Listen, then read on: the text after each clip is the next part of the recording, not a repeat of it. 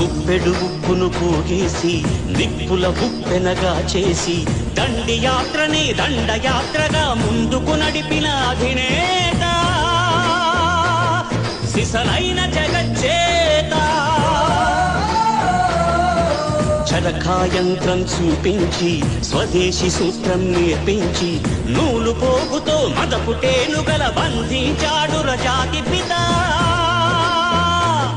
సంకల్ప బలం చేత సూర్యుడస్తమిల్చని రాజ్యానికి పడమర దారిని చూపిన క్రాంతి. తూర్పు తెల్లారని నడి రాత్రికి స్వేచ్ఛాభానుడి ప్రభాత కాంతి. పదవులు కోరని పావనమూర్తి హృదయాలేలిన చక్రవర్తి. ఇలాంటి నరుడొకడిలా